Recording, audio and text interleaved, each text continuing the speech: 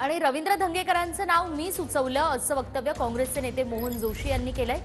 माझं नाव आघाडीवर होतं, पण भाजपचा पराभव करायचा आहे आणि भाजपचा पराभव करायचा असेल तर धंगेकरांनाच संधी दिली पाहिजे असंही मोहन जोशी यांनी म्हटलेलं आहे। आबा बागुल नक्कीच पुढच्या विधानसभेमध्ये दिसतील। काँग्रेसमध्ये सध्या कोणतीही नाराजी नाही असंही मोहन जोशी म्हणतात।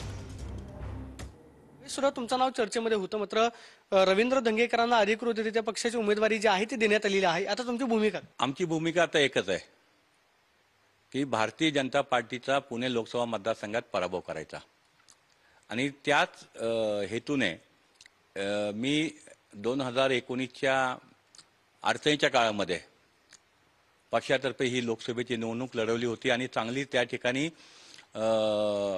गिरीश बापट सारखा एक चांगला भाजपचा पालकमंत्री त्यावेळेला ते होते कंटिन्यू 5 वर्ष आणि चांगला नेता असलेला सुद्धा मी अतितटीची लढत दिली होती। हे सर्व पुणेकर मतदारांनी पाहिलं होतं। तुम्ही रवींद्र धंगेकरांचं नाव जे आहे ते पक्षश्रेष्ठींना वरती सुचवलेलं होतं किंवा त्यांच्यासाठी तुम्ही माघार घेतली असं म्हणताय? मी स्वतः ते नाव सुचवलं होतं आणि मला माझ्या स्वतःपेक्षा मला काँग्रेस पक्ष महत्वाचा आहे।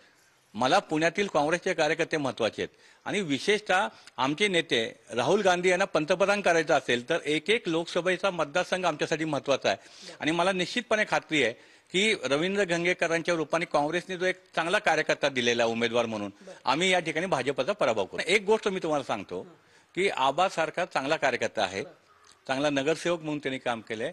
येणाऱ्या 2024च्या विधानसभेच्या निवडणुकीमध्ये आबा बागुल हे निश्चितपणे महाराष्ट्र विधानमंडळामध्ये आपल्याला दिसतील। Camera person Sushant Raut, Pradeep Kapse, TV9 Marathi, Pune.